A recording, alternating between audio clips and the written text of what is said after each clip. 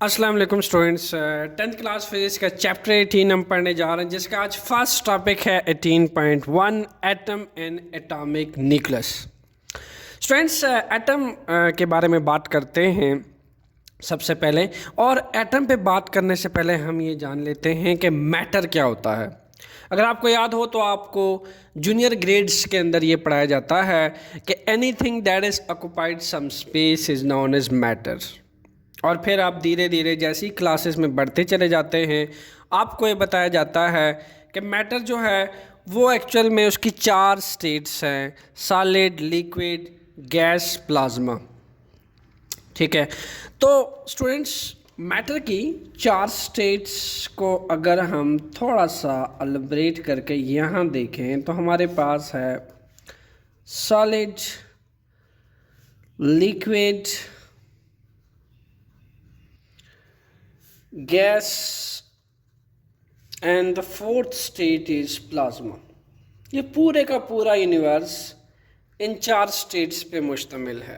Students, वो solid हो, वो लिक्विड हो, वो गैस हो, वो प्लाज्मा हो, आप अगर उसके छोटे से छोटे पार्टिकल्स को भी देखें तो it occupied some space and due to its some mass and volume it is specified as a matter.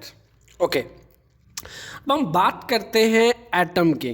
ठीक है, तो एटम जो है वो बेशक सॉलिड हो, लिक्विड हो, गैस हो या फिर प्लाज्मा हो। अगर हम एक सॉलिड ले लें या लिक्विड ले लें या गैस ले लें, फिर हम उसको डिकम्पोज करते जाएं, उसको तोड़ते चले जाएं, हम उसको तोड़ते चले जाएं, उसको तोड़ते तोड़ते हम जो सबसे छोटे स्मॉलेस्ट हिस्से पे पहुंचेंगे, सबसे स्मॉलेस्ट पार्ट पे पहुंचेंगे, जिसको मज़ीद तोड़ा नहीं जा सकता, जिसको मज़ीद सिंप्लीफाई नहीं किया जा सकता मज़ीद। स्टूडेंट्स, उस मैटर का, यानी सॉलिड हो, लिक्विड हो, गैस हो, प्लाज्मा हो, उसका वो हिस्सा एटम कहलाता है, जिसको मज़ीद कट ऑफ ना किया जा सके, जिसको मज़ीद डिवाइड ना किया जा सके, जिसको मज़ीद डिकम्पोज ना किया जा सके, वो हिस्सा क्या कहलाता है? एटम।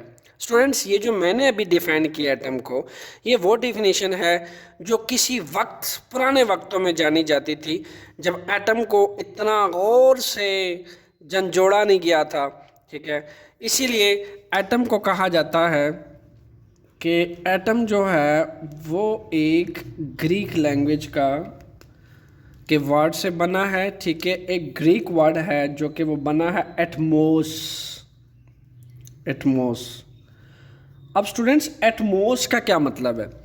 एटमोस का मतलब ये अनडिवाइजेबल, अनडिवाइजेबल, जिसको मज़ीद तकसीम न किया जा सके। अब जब एटम को जाना गया, एटम को परखा गया, तो इसीलिए इसको एटमोस नाम इसलिए दिया गया कि उस टाइम ये पॉसिबल नहीं था, उस टाइम इतनी स्टडी या रिसर्च नहीं थी कि इसको मज़ीद डिवाइड किया जा सकता है। ठीक है, और ये सोचा जाता था कि एटम जो है एक स्मॉलेस्ट पार्टिकल है किसी भी मैटर का, बेशक वो सॉलिड हो, लिक्विड हो, गैस हो, हम इनको तोड़ते चले जाएं तो हम इतने छोटे हिस्से पे पहुंचते हैं कि वो छोटा हिस्सा इनडिविजिबल होता है। ठीक है, अनकटेबल होता है, अनसिंप्लीफाइबल होता है। सॉलिड, लिक्विड, गैस, प्लाज्मा का वो हिस्सा एटम कहलाता है। ठीक है, बट ये क्या है? ये पुराने टाइम की बात है, जब एटम को नया एटम पे रिसर्च चल रही थी। बट अगर आज का एटम देखें स्टूडेंट्स, तो आज का एटम जो है वो एक कंपोजिट सिस्टम है। Atom are composite system, atom are composite system. अब कंपोजिट वर्ड क्या बता रहा है कि एटम तो खुद स्टूडेंट्स मज़ीद पार्टिकल से मिलकर बना है। कुछ फंडामेंटल पार्टिकल्स होते हैं एटम के अंदर, उनसे मिलकर बना है। ठीक है, और फिर जब मज़ीद इस पे रिसर्च की गई तो आज के एटम में हमें पता चलता है कि उनके पार्टिकल्स के अंदर भी सब पार्टिकल्स मौजूद हैं। ठीक है, यानी आज का एटम मज़ीद सिंप्लीफाई, मज़ीद डिवाइजेबल और मज़ीद एडवांस पार्टिकल्स के साथ, यानी के साथ पाया जाता है, इसलिए हम ये शॉर्टकट में कह सकते हैं कि एटम एक कंपोजिट सिस्टम है। कंपोजिट सिस्टम का क्या मतलब है? मीन्स कि एटम ऐसा नहीं है कि ये इंडिविजिबल था, बल्कि ये मज़ीद पार्टिकल से मिलकर बना है और उन पार्टिकल्स की भी सब एटॉमिक पार्टिकल मौजूद है जिसका ये एटम है। ठीक है, किसी भी एलिमेंट का जो एटम है उनके अंदर भी पार्टिकल हैं, फिर उन पार्टिकल्स के अंदर भी सब पार्टिकल्स मौजूद हैं। Students clear? तो ये है आज का एटम और ये है वो पुराना एटम जब स्टार्ट में थ्योरीज और रिसर्च की जा रही थी। उनके अकॉर्डिंग एटम जो है वो इनडिविजिबल था, अनसिम्प्लीफेबल था। आपने मैथमेटिक्स के क्वेश्चन करते हैं, आप सम टाइम क्या करते हैं कि आप किसी ऐसे आंसर पे पहुंच जाते हैं जिस पे आप कहते हैं कि इसको तो मज़ीद सिंप्लीफाइड नहीं किया जा सकता। ठीक है, ये आंसर आपके पास आ चुका है, इसको मज़ीद इस पर कोई फार्मूला पुट अप नहीं किया जा सकता, that's a final one. Okay, तो जहाँ पे सारे फैक्टराइजेशन सब कुछ फेल हो जाता है और आप कहते हैं this is a last one. Student वही लास्ट वन जो आंसर है वो एटम है। ठीक है, क्योंकि उसको मज़ीद आप सिंप्लीफाई नहीं कर सकते। ये पुराने टाइम की बात थी, पुरानी थॉट्स थी, सोचा जाता था कि एटम को तोड़ा नहीं जा सकता, जबकि आज का एटम एक कंपोजिट सिस्टम के साथ मौजूद है। ठीक है स्टूडेंट्स, और अब बात करते हैं हम स्ट्रक्चर ऑफ एटम की। स्टूडेंट्स बेशक वो किसी भी एटम का स्ट्रक्चर हो, उसमें 3 फंडामेंटल पार्टिकल पाए जाते हैं। The first one is electron,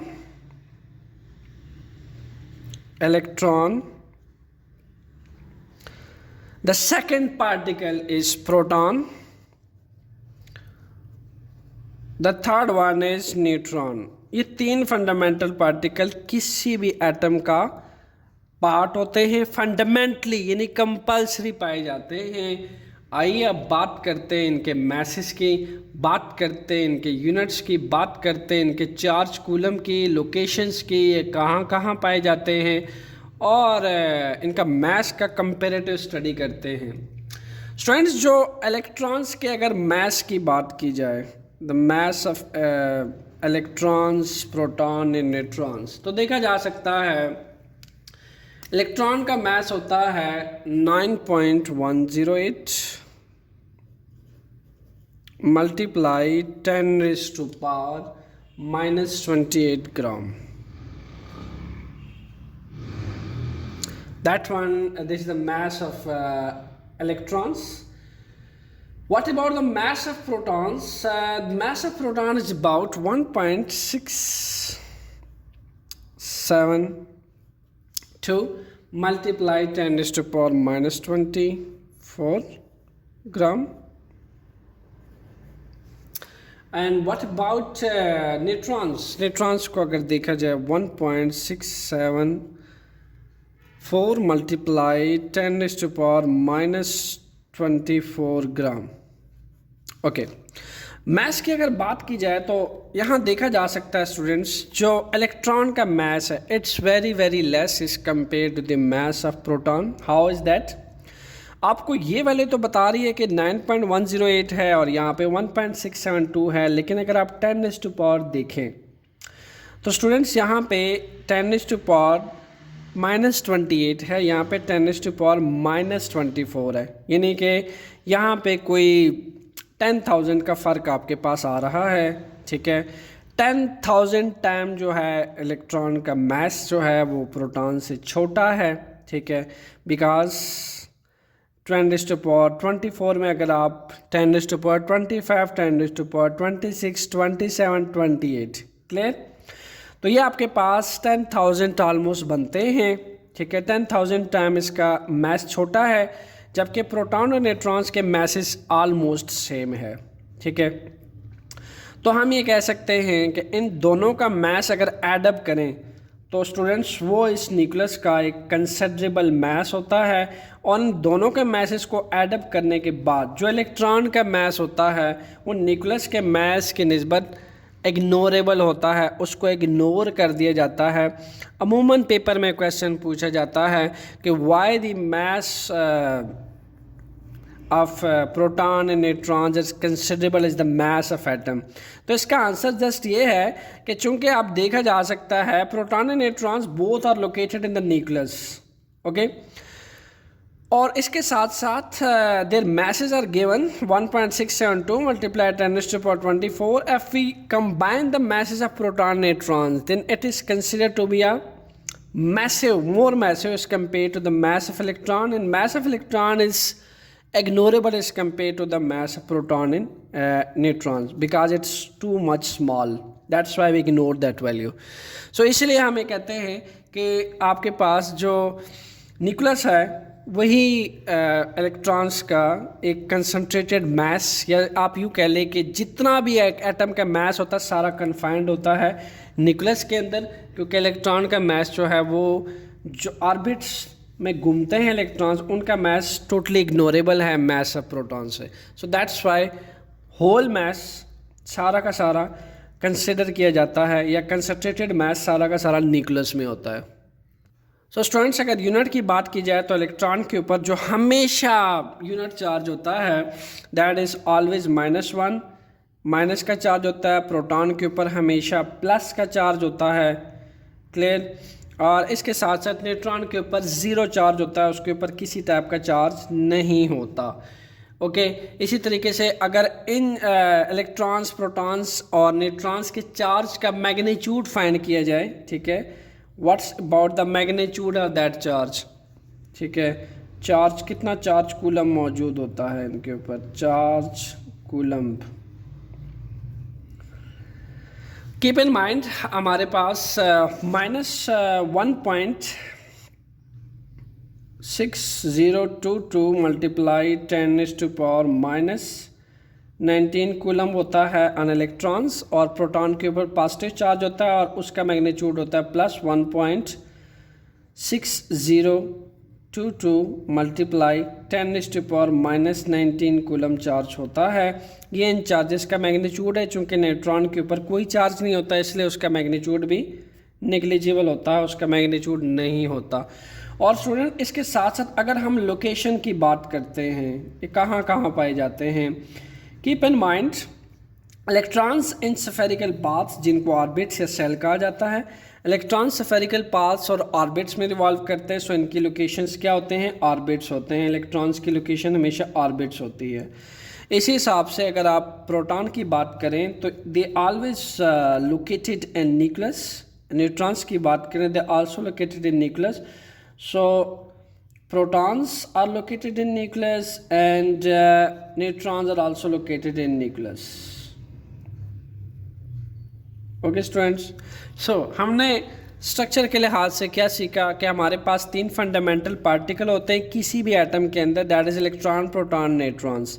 फिर हमने मास की बात की और हमने कहा कि इलेक्ट्रॉन का मास इग्नोर कर दिया जाता है किसी भी एटम के अंदर, क्योंकि इलेक्ट्रॉन का मास जो है वो बहुत स्मॉल है as compare to the total mass confined in the nucleus. चूँकि न्यूक्लियस के अंदर प्रोटॉन्स होते हैं, ठीक है, जो रेड कलर में आपको नज़र आ रहे हैं और ब्लू में आपको न्यूट्रॉन्स नज़र आ रहे हैं। दोनों का मास यानी पूरे एटम का जो मास है सारा का सारा मास कंसिडरेबल होता है किसके अंदर, न्यूक्लियस के अंदर, ठीक है।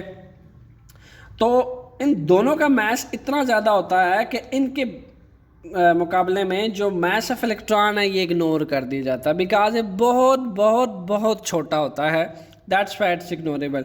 तो हम ये कह सकते हैं कि किसी भी एटम हो, कोई भी एटम हो, उसका सारा का सारा मास किसके अंदर होता है, सेंट्रल पार्ट में होता है, यानी न्यूक्लियस में होता है। इसलिए न्यूक्लियस को किसी भी एटम का वेटेज कहा जाता है या कंसनट्रेटेड मास कहा जाता है, ठीक है स्टूडेंट्स। अब हम बात करते हैं न्यूक्लियॉन्स की। What is nucleons? एक्चुअली हमारे पास न्यूक्लियॉन्स लफ्ज़ निकला है न्यूक्लियस से। न्यूक्लियॉन्स कौन से पार्टिकल होंगे जो न्यूक्लियस के अंदर लोकेटेड होते हैं? अब अच्छी तरह जानते हैं आप, यहाँ पे ये आपको जो नज़र आ रहा है दैट वन इज़ प्रोटॉन, ठीक है, जो रेड में नज़र आ रहा है आपको इट्स प्रोटॉन, और जो आपको ब्लू में नज़र आ रहा है इट इज़ अबाउट न्यूट्रॉन्स। अब ये 2 पार्टिकल जो हैं न्यूक्लियस के अंदर ही लोकेटेड होते हैं हमेशा हर पार्टिकल के अंदर, इसलिए इन पार्टिकल्स को क्या कहा जाता है, न्यूक्लियॉन्स कहा जाता है, बिकॉज इनकी जो पोजीशंस होती है वो हमेशा न्यूक्लियस के अंदर होती है। They are always confined, they are always located even either it's a proton और neutrons, both are located in the nucleus, so that's why they are called nucleons. Combinedly they are called nucleons. Actually यहाँ पे फिर क्या लिखा है, basically the whole mass of entire nucleus, चूंकि अगर entire nucleus का होल मास ले लिया जाए तो वो इतना बिगर होता है कि उसके बदले इलेक्ट्रॉन्स का मास जो है दैट इज़ इग्नोरेबल, जो ऑलरेडी डिस्कस कर चुके हैं हम। स्टूडेंट्स आपने एक बात हमेशा याद रखनी है, इन अ न्यूट्रल एटम, किसी भी न्यूट्रल एटम के अंदर, इन अ न्यूट्रल एटम हमेशा हमारे पास क्या होता है, जितने अमाउंट में प्लस चार्जेस होते हैं, यानी प्लस चार्ज का मतलब ये है कि प्लस वन, किसी भी न्यूट्रल एटम में प्लस 1.6022 मल्टीप्लाइड 10⁻⁻19 कूलम और माइनस 1.6022 मल्टीप्लाइड 10⁻⁻19 कूलम का चार्ज का मैग्नीट्यूड होता है। तो किसी भी न्यूट्रल एटम में ये दोनों मैग्नीट्यूड कैंसिल हो जाते हैं और नेट चार्ज जीरो होता है। तो हम ये कह सकते हैं किसी भी न्यूट्रल एटम के अंदर जो प्लस चार्जेस होते हैं, ठीक है, और माइनस चार्जेस जो होते हैं वो इक्वल होते हैं, दैट्स वाई एक दूसरे के इफेक्ट को कैंसिल कर देते हैं और ओवरऑल एटम क्या होता है, न्यूट्रल होता है। सेकंड थिंग आपने ये याद रखनी है कि किसी भी न्यूट्रल के अंदर, एटम के अंदर number of proton are always equal to number of electron. Keep in mind in any neutral atom, ठीक है, in any neutral atom हमारे पास number of electrons और number of proton हमेशा equal होते हैं। क्लियर? इसी तरीके से अगर आपके पास सोडियम की एग्जांपल ले ली जाए, ठीक है, Na11, सोडियम का एटॉमिक नंबर 11 है, तो आप क्या करोगे, 11 को प्लस 1.6022 मल्टीप्लाई 10⁻⁻19 से मल्टीप्लाई कर दोगे, ठीक है। इसी तरीके से यहाँ भी 11 को इससे मल्टीप्लाई कर दोगे तो plus this magnitude and minus this magnitude, again they will cancel with each other. तो सोडियम एटम जो है वो न्यूट्रल रहेगा। एंड कीप इन माइंड ये तभी होता है जब एटम न्यूट्रल होता है और तभी जो प्लस चार्ज का मैग्नीट्यूड होता है और माइनस चार्ज का मैग्नीट्यूड होता है वो एक दूसरे के इफेक्ट को कैंसिल होते हैं। और किसी भी एटम के अंदर number of proton and number of electron हमेशा क्या होते हैं, इक्वल होते हैं। Keep in mind. सो आइए बात करते हैं अब हम एटॉमिक नंबर के बारे में। एटॉमिक नंबर स्टूडेंट्स, आप केमिस्ट्री में देखते हो कि आप हर एलिमेंट एक अलग एटॉमिक नंबर के साथ आता है। Atomic number is nothing but, अगर मैं आपको कहूँ जैसे आपके अंगूठे का एक फिंगरप्रिंट होता है और किसी का फिंगरप्रिंट किसी से मैच नहीं करता, you can take the atomic number as a fingerprint of any element.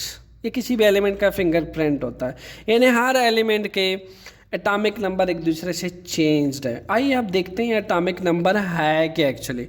Atomic number is nothing but हमारे पास जो नंबर ऑफ प्रोटॉन होते हैं न्यूक्लियस में स्टूडेंट्स, ठीक है, या फिर नंबर ऑफ इलेक्ट्रॉन्स होते हैं जो शेल्स में रिवॉल्व करते हैं, ऑर्बिट्स में रिवॉल्व करते हैं, वो किसी भी गिवन एलिमेंट का एटॉमिक नंबर होता है। चूँकि हम प्रोटॉन या फिर इलेक्ट्रॉन की इसलिए बात करें क्योंकि दोनों तो इक्वल होते हैं किसी भी न्यूट्रल एलिमेंट के अंदर, सो हम इसलिए लिख सकते हैं the number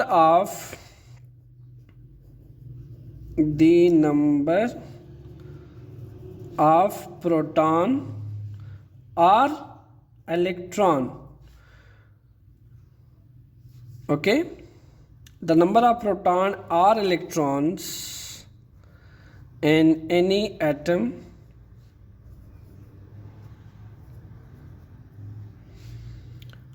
as known as atomic number of given element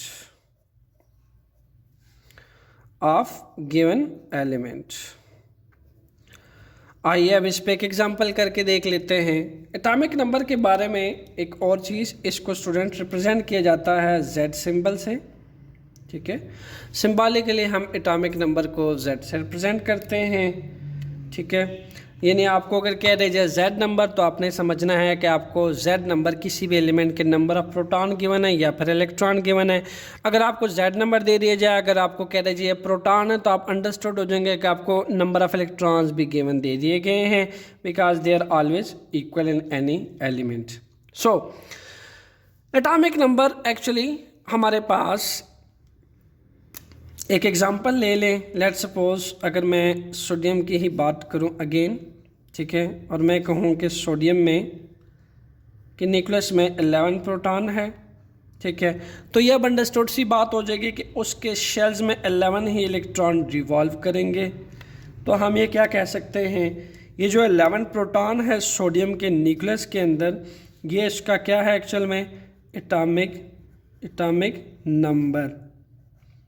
ठीक है, या न्यूक्लियस या जेड नंबर। ठीक है, इसी तरीके से अगर आपको इलेक्ट्रॉन बता दी जाए और प्रोटॉन ना दे दिए जाएँ, तो हमें पता है कि number of proton and number of electron are always equal in any element. So that's why इसका जो एटॉमिक नंबर है सोडियम का वो क्या है, 11। आइए स्टूडेंट्स बात करते हैं मास नंबर की। अगर हम मास नंबर की बात करें स्टूडेंट, तो मास नंबर को सिंबल ए से रिप्रेजेंट किया जाता है। और अगर हम बहुत सारे एक्सपेरिमेंट जैसा कि रदरफोर्ड एक्सपेरिमेंट्स की बात करें, तो उससे हमें बात पता चलती है कि किसी भी एटम का मास वो कंसंट्रेटेड होता है किससे, न्यूक्लियस से। और न्यूक्लियस में क्या होते हैं, न्यूक्लियॉन्स होते हैं, यानी कि प्रोटॉन्स और न्यूट्रॉन्स होते हैं। तो हमें रदरफोर्ड और इससे पहले के एक्सपेरिमेंट में से पता चलता है कि सारा का सारा एटम का मास कंसंट्रेटेड होता है, सारा का सारा कंसंट्रेटेड होता है किसके अंदर, न्यूक्लियस के अंदर। इसका मतलब तो ये हुआ कि किसी भी एटम का मास प्रैक्टिकली किसकी वजह से होता है, उसके प्रोटॉन्स और न्यूट्रॉन्स की वजह से होता है। जितने नंबर ऑफ प्रोटॉन्स होते हैं न्यूक्लियस में और जितने नंबर ऑफ न्यूट्रॉन्स होते हैं न्यूक्लियस में, सारा का सारा एटम का मास उसी की वजह से होता है। और उसी को तो कहते हैं स्टूडेंट्स मास नंबर। यानी अगर हम प्रोटॉन और न्यूट्रॉन्स को इकट्ठा करें तो उससे न्यूक्लियॉन्स बनता है, और उन न्यूक्लियॉन्स का मास अगर सम अप करें तो उससे उस एटम का क्या आता है हमारे पास, मास नंबर आता है। और मास नंबर को हम रिप्रेजेंट करते हैं किससे स्टूडेंट्स, न्यूक्लियॉन्स के मैसेस को सम करने से। यानी हम ये लिख सकते हैं the number of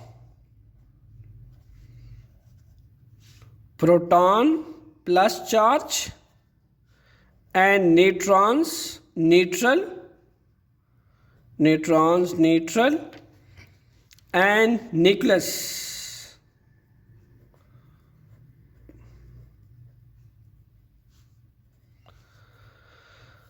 are called mass number. Okay, called mass number. यानी फिर हमारे पास अब मास नंबर क्या है, आप उसको सिंबल ए से रिप्रेजेंट करता है। न्यूक्लियॉन्स के मैसेस का सम अगर ले लिया जाए तो हमारे पास किसी भी एटम का क्या आएगा, मास नंबर आएगा। और एटॉमिक नंबर क्या है, the number of proton present in the nucleus are the number of electrons revolve in a orbit such cell is known as atomic number. आइए स्टूडेंट्स अब बात करते हैं कि हम किसी को भी किसी भी एटम को सिंबॉलिकली कैसे रिप्रेजेंट करते हैं। सिंबॉलिकली रिप्रेजेंट करने के लिए हमारे पास एक्स होता है, एक एक्स ड्रा करते हैं हम, और हमारे पास जो इसका टॉप ये नोड होता है, यहाँ पे हमारे पास आते हैं मास नंबर, जिसको सिंबल ए से रिप्रेजेंट किया जाता है, मास नंबर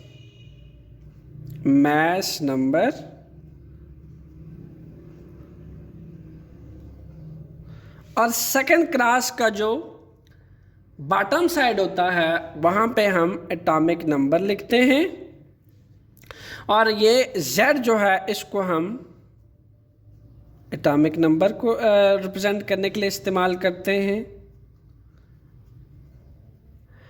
और X क्या रिप्रेजेंट करता है स्टूडेंट, X यहाँ पे किसी भी गिवन एलिमेंट का नोटेशन है, यानी इस x की जगह पे C for carbon, N for nitrogen, okay, Cl for chlorine, P for phosphorus, ये सारे के सारे एलिमेंट का सिंबॉलिक नोटेशन है। ये एलिमेंट का सिंबॉलिक नोटेशन है। A for mass number of given element, Z for atomic number of given element. आइए अब इस पे एक एग्जांपल करते हैं, इसी को लिखने की कोशिश करते हैं नाइट्रोजन के लिए। X की जगह पे मैंने लिख दिया नाइट्रोजन। अब हम जानते हैं कि नाइट्रोजन के अंदर, नाइट्रोजन के न्यूक्लियस में P is equal to 7, N is equal to 7, neutrons भी 7 होते हैं, प्रोटॉन भी 7 होते हैं। तो अंडरस्टूड सी बात है कि 7 ही इलेक्ट्रॉन्स इसके ऑर्बिट में रिवॉल्व करेंगे, फर्स्ट में 2 एंड सेकेंड में 5। ओके, सो हमें पता है कि these proton in neutrons both are called nucleons, और दोनों का मैस सम अप करूं तो P7 N7 इक्वल टू 14। तो मेरे पास क्या चीज़ आ गई यहाँ पे, जो मैस नंबर आया यानी जो A आया मेरे पास दैट इज अबाउट 14, और जो मेरे पास एटॉमिक नंबर है यानी जो नंबर ऑफ प्रोटॉन न्यूक्लियस में या जो इलेक्ट्रॉन रिवॉल्व कर रहे हैं that is about 7। So this is the symbolic representation of nitrogen atom. आइए अब इसी को कार्बन के लिए देख लेते हैं। One more example, I place C in place of X। Okay, अगर आप X को देखें तो वहाँ पे मैंने C लगा दिया, और कार्बन एटम में आप देखते हो कि उसके न्यूक्लियस में आपके पास P is equal to 6 proton होते हैं एंड 6 न्यूट्रॉन्स होते हैं। तो यहाँ से बात क्लियर हो जाती है कि न्यूक्लियॉन्स नंबर को सम अप करूँ तो मेरे पास 12 आता है, यानी 12 मेरे पास मैस नंबर आ रहा है, ठीक है, जिसको हमने A से रिप्रेजेंट किया था। और 6 जो है ये आपके पास एटॉमिक नंबर आ रहा है क्योंकि 6 प्रोटॉन जो है वो न्यूक्लियस में मौजूद हैं। और अगर आपको इलेक्ट्रॉन का ऑर्बिट गिवन नहीं है, नो प्रॉब्लम, आप अच्छी तरह जानते हैं in any atom the number of proton is always equal to number of electrons. Okay students, आप एक एग्जांपल करके देखते हैं। मैं अगर आपको इन दोनों एलिमेंट्स का मैस नंबर दे दूं, ठीक है, मैं आपको मैस नंबर दे दूं जो कि A होता है, ठीक है, A आपको गिवन दे दिया जाए और आपसे Z पूछ लिया जाए, ठीक है, इन बोथ केसेस, यहाँ पे भी आपको A दे दिया जाए और आपसे Z पूछ लिया जाए, यानी आपसे एटॉमिक नंबर पूछ लिया जाए, और ये नॉन है, ठीक है, A नॉन है और Z अननोन है। तो आपको पता होना चाहिए स्टूडेंट्स कि हमारे पास मैस नंबर का क्या फार्मूला होता है। Mass number is equal to atomic number किसी भी एलिमेंट का एटॉमिक नंबर प्लस जो नंबर ऑफ न्यूट्रॉन्स होते हैं उसके इक्वल होता है नंबर ऑफ न्यूट्रॉन्स। चूंकि हमें एटॉमिक नंबर चाहिए, Z अननोन है दोनों केसेस के अंदर, तो हम क्या करेंगे, एटॉमिक नंबर को फाइंड आउट करने के लिए मैस नंबर को ये नंबर ऑफ न्यूट्रॉन्स को यहाँ ले आएंगे, यानी मैस नंबर में से नंबर ऑफ न्यूट्रॉन्स माइनस कर देंगे, ठीक है। अगर हम मैस नंबर में से नंबर ऑफ न्यूट्रॉन्स को माइनस कर दें, जो कि हमारे पास मैस नंबर बनता है 14 और नंबर ऑफ न्यूट्रॉन्स इस केस के अंदर हैं हमारे पास ओबियसली 7, तो हमारे पास एटॉमिक नंबर आ जाएगा 7। Clear students? ओके, अगेन आपके पास ये सिचुएशन है, तो आप क्या कर सकते हैं, अगेन एटॉमिक नंबर क्या कैसे आप कैलकुलेट करते हैं, मैस नंबर में से नंबर ऑफ न्यूट्रॉन्स माइनस कर दें, आपके पास एटॉमिक नंबर आ जाएगा। अगेन मेरे पास यहाँ पे मैस नंबर है 12 और ऑब्वियसली 6 + 6 12, यानी इसमें जो नंबर ऑफ न्यूट्रॉन्स होंगे at 12 equal to 6, I will get answer 6, that will be atomic number of carbon 6। तो इस तरीके से स्टूडेंट्स आप मैथमेटिकल कैलकुलेशन से भी निकाल सकते हैं। सो ये था आपके पास structure of atom and atomic nucleus. And next topic होगा हमारे पास isotopes. Stay tuned for that and enjoy physics. In case of any question, put it in comment box. The answer will be in front of you within a few hours. Thank you.